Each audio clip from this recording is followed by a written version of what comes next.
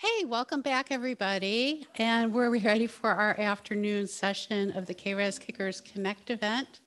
Thank you for joining us, and I'm glad that you all have checked back in with us.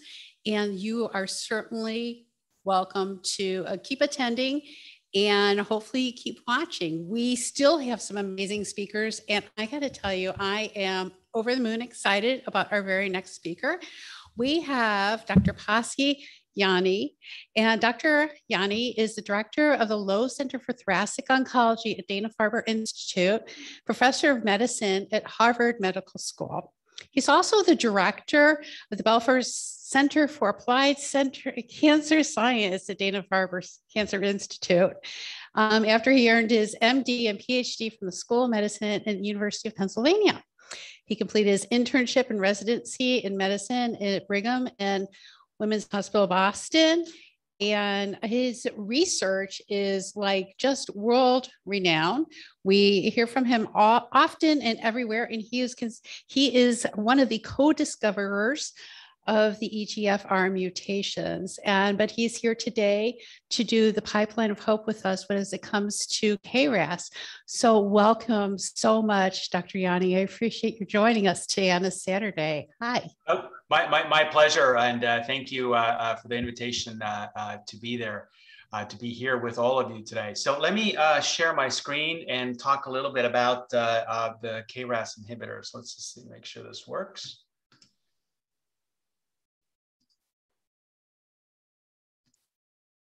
One second.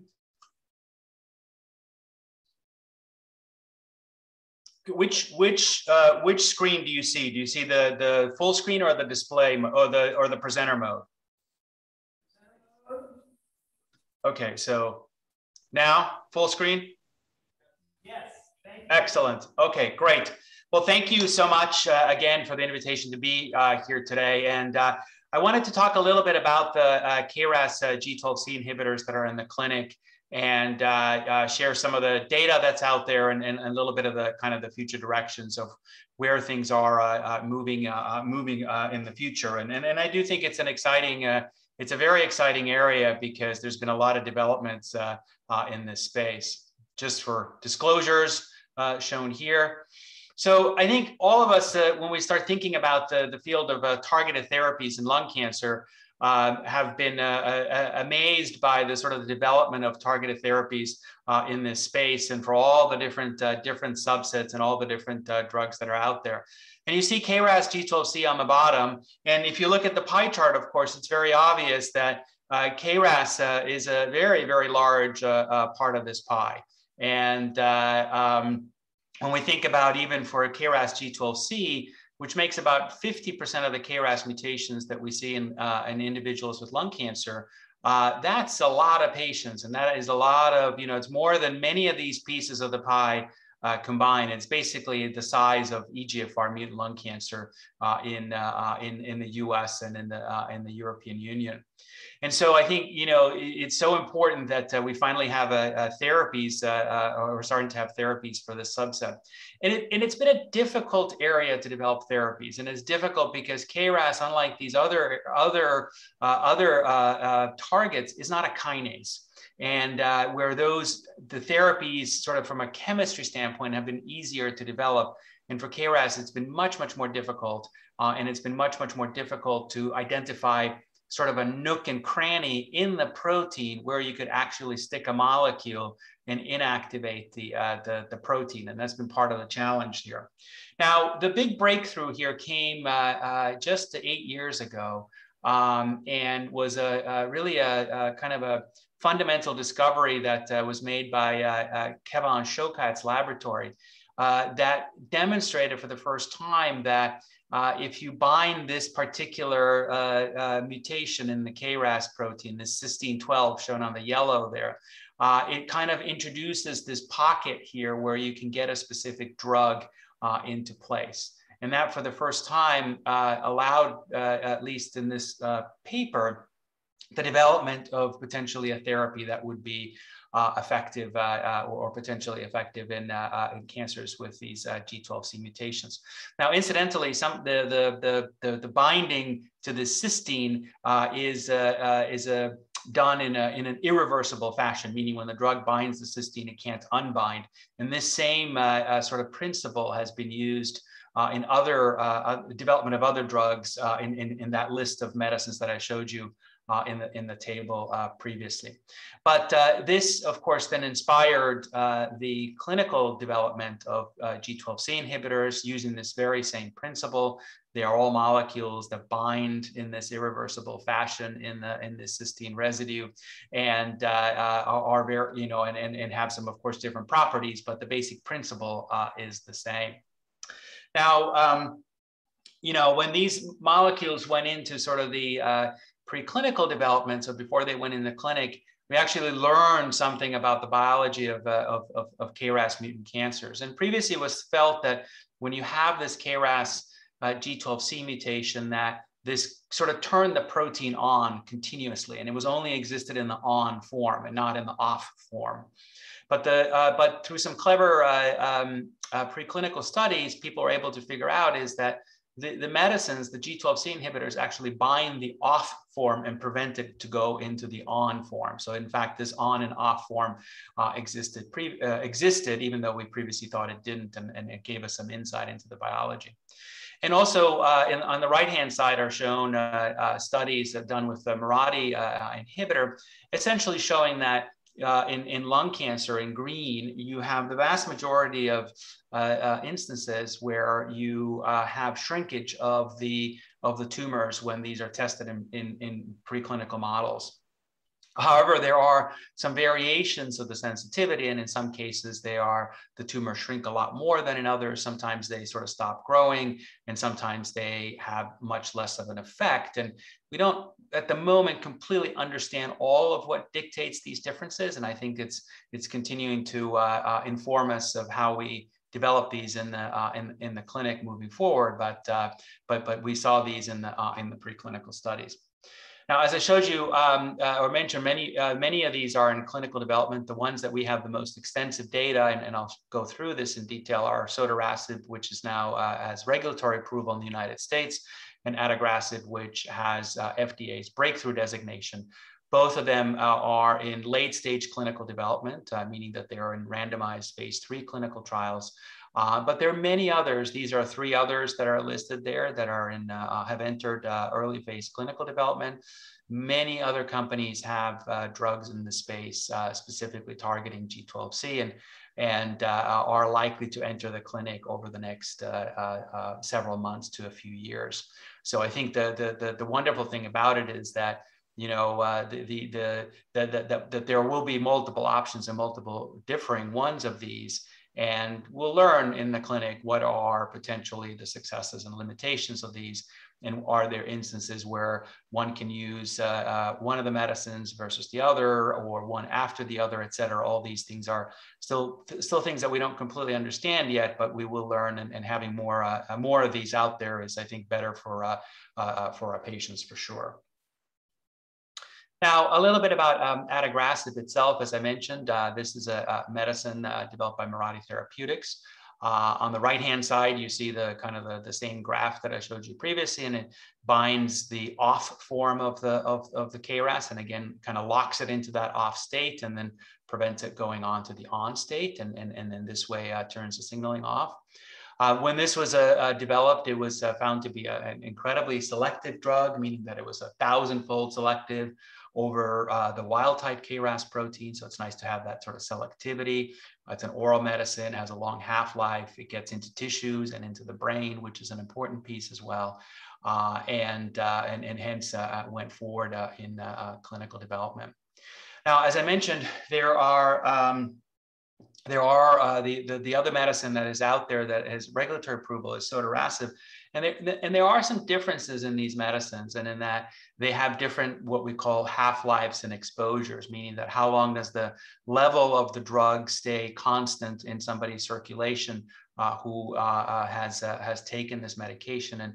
And on the left-hand side, you see it for Adagrasib in the solid line, and that has this kind of very steady line. It doesn't vary at all, really, and it's above the levels we predicted, or the company predicted, on the preclinical studies, where the drug would be effective, where it would have this degree of efficacy on the kind of most sensitive and least sensitive models in these dotted lines. And so it's nice to see that it's in the level above that. In Sotorasib, it's a little bit different. It has more of a peak and valley kind of approach. It has a little bit shorter half-life. So it reaches a high level, but then it decays over time. We don't completely know if these properties make a difference or not. There are differences. Whether those differences will ultimately translate into clinical differences between these two drugs, we don't know. But this is one difference that I think is we've been able to glean so far between the two medications. Now, both of these have gone on to extensive clinical development, as I mentioned earlier. The Sotorasib has been around a little bit longer. So in these clinical studies, the follow-up is longer because it started clinical development earlier. So on the right-hand side is the data on Sotorasib, looking at what fraction of patients have tumor responses who are treated with the medicine. And so the way these are measured, what are sort of clinical trial defined responses. In here, it's in 37% of individuals. For Adagrasib on the right-hand side, it's in 45% of individuals. And the DCR, which stands for disease control rate, which means that what fraction of individuals have some degree of benefit from the medication, meaning that their tumor stops growing or it shrinks, it's 80% versus 96.1%. Still early on the Adagrasib side. We anticipate over the next 6 months that we will have a follow-up data set be released that has a greater follow-up like in the Sotorasib side on the right-hand side. Now, what about side effects of these medications? Well, they have some similarities in their side effects, and really the side effects are predominantly GI side effects and include things like nausea, diarrhea, some fatigue, some liver function test abnormalities, and some rare things as well, some rashes, some potential cardiac effects, things like that. But the major side effects of both of these medications are GI in nature.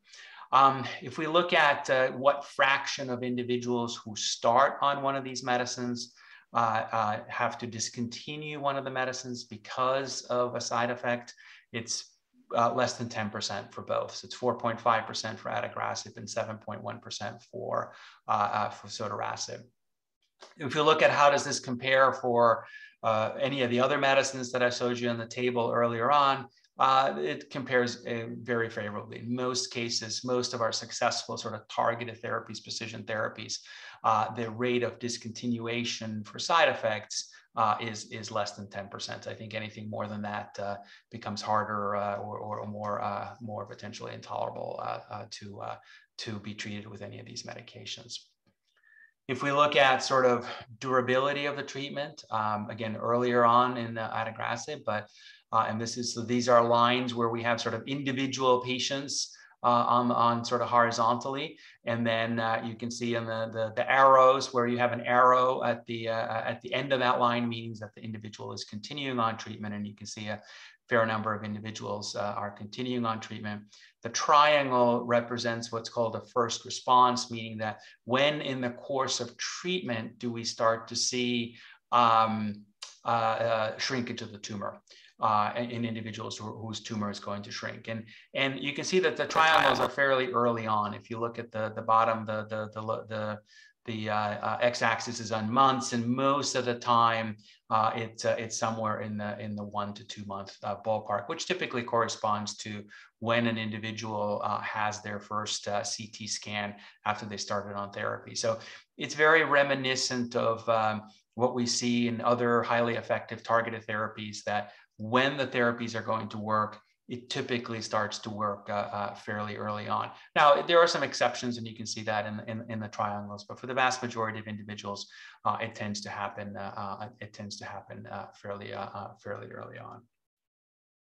Now, we only have data on Sotorasib in terms of sort of the durability of the effect, or what is the impact on survival. This is what was published earlier on this year, that it's about 7 months for progression-free survival with a median, so 50% shorter, 50% longer in terms of the durability of that, and the impact on survival being over a year here. We don't have this data from Adagrasib. We will hopefully, again, as I mentioned, over the next several months, and as additional data sets become available from these medications, and of course the subsequent ones that are in clinical development, we'll get a better idea of the totality of the information of how this class of medications does. As I mentioned, both of these medicines are in advanced clinical development, meaning that they are in what are called randomized clinical trials.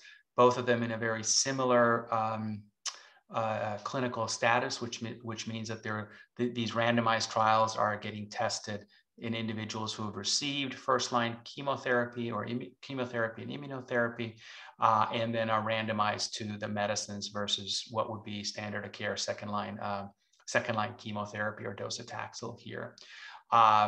For when a compound gets preliminary regulatory approval, there is usually a requirement for confirmatory randomized trial, which is what both of these are. And hopefully our anticipation based on what we've seen so far is that they will show improvement over chemotherapy. Now, I think, again, as we learn more about these medications and we learn more about KRAS mutant cancers, we also recognize that KRAS mutant cancers or KRAS mutations in cancers don't exist in isolation. And there are often other mutations that are present in KRAS mutant cancers that may impact the outcome of specific therapies. And the one that I wanted to focus here on is this STK11 mutation, or sometimes called LKB1 mutation. It's found in about 30% of KRAS mutant cancers. And it's been of particular interest for a couple of reasons. One is that in individuals who are treated with immune checkpoint inhibition, it tends to predict for a lack of response to an immune checkpoint inhibition. And that's shown in one study on the left-hand side where in patients who have this STK11 mutation had a worse outcome than in patients that did not. For reasons that are being investigated, this STK11 mutation creates an immune cold microenvironment, so immune checkpoint inhibition doesn't tend to work so well. But interestingly enough, the converse is true when treated with a G12C inhibitor. The data here from the Adagrasib studies that if you have this STK11 mutation, the likelihood of response is 64% versus 33% if you don't. And remember, in all comers, it was about 45%. So it's a little bit higher than the average. And has subsequently led, and I'll go through that in a little bit, subsequently led to identifying patients that have both the KRAS mutation and the STK11 mutation from the beginning, and as opposed to using this medicine after chemotherapy and immune therapy, asking, could we use this medicine to start out as the initial treatment for patients with this particular constellation of genetic alterations? And so more to come on that as we learn about that, about those studies. Now, one of the other things that we've gotten or expect really from our sort of highly effective therapies or highly effective oral therapies is that they're not only effective systemically, but they are effective in the brain. And we all recognize that lung cancers can migrate to the brain, and treating cancers in the brain is not always a straightforward process. And having medicines to be able to treat cancers that have gone into the brain as opposed to radiation is typically preferable. And so this just shows in preclinical studies and in mice on the right-hand side where there have been tumors introduced into their brain and they're treated with Adagrasib, and those sort of highly colored areas on the top is the tumor in the brain. And then once they've been treated with Adagrasib, you can see it disappear. And on the left-hand side are concentrations of the drug measured in mice, both in the plasma and in the brain. and this kind of ratio called in the middle, this KPUU ratio of 0.4, which is a highly effective ratio, and is a ratio consistent with drugs like Tagrisso or osimertinib that are highly effective and highly brain penetrant. So there's a hope, and again, this is being studied extensively, is that this is a medicine that could also treat cancers that have gone into the brain, which would be, again, a wonderful option and an opportunity to do that as opposed to treating them with radiation. So this kind of summarizes where things are with adagrasib clinical development. As I mentioned, we will have information on the bigger data set sometime over the next several months as a single therapy. It's being treated, it's being studied specifically in individuals with brain metastases. It's being studied in individuals who are treatment naive, meaning that individuals who have not received prior chemotherapy and immune checkpoint inhibition. It's being studied in people who have received another KRAS G12C inhibitor, either Sotorasib or one of the other ones in clinical development. And then it's being studied in combination, either with pembrolizumab, afatinib, cetuximab, other agents. And the idea here is that we recognize that the responses there are responses and to the single agent, but we also recognize that KRAS mutants are complicated. KRAS mutant cancers are complicated. And part of that complication comes from the fact that they can be sort of subject to other signaling pathways that can get around the inhibition of adagrasib. And by having a combination therapy, you may be able to prevent that and may be able to either turn those treatments into more durable treatments or have a greater fraction of individuals whose tumor responds. Now, of course, first you need to make sure that these are safe. Can you give these two medicines together? Can they be effective, et cetera? So far, some of these have moving forward. At this year's ESMO meeting, there was data presented on the cetuximab combination in colon cancer, where you have KRAS G12C mutations, and the response rate was double, essentially, of that what you are seeing with a single agent adagrasib in colon cancer. So we do think that there is a value and opportunity for some of these combinations to be more effective than the single agent, and need to figure that out as where that ends up going. So kind of to summarize where things are going, I mentioned these two agents are in the furthest stages of clinical development. There are multiple combination studies. There are opportunities or efforts to try to use these agents in subsets of individuals with particular characteristics, for example, the KRAS LKP1 mutant individuals or cancers with those alterations as initial therapy as opposed to after chemotherapy, combining them with immune checkpoint inhibition, understanding the resistance mechanisms that happen to this class of medicines. And I will say, and the final line is very important, because, you know, KRAS mutations are ones that we've known about for 30 years. And people had multiple attempts to try to target KRAS mutant cancers. And there were a lot of failures in this space until we started to have these specific inhibitors. And I do think that the successes of these inhibitors have now catalyzed the resurgence and re-interest in going after the other KRAS mutations.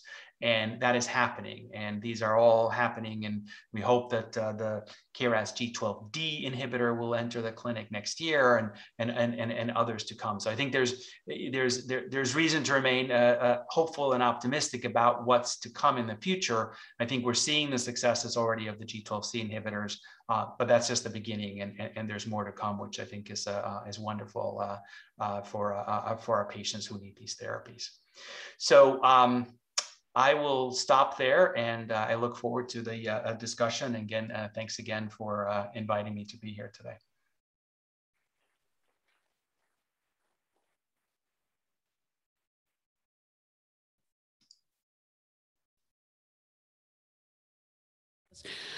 Stick around with us. Okay, so all right, this one came in. Could the difference in efficacy of G12C in different clinical settings be attributed to upstream mutations like EGFR that keep G12C in an on state, leaving a less window to be trapped by the inhibitors in an off state.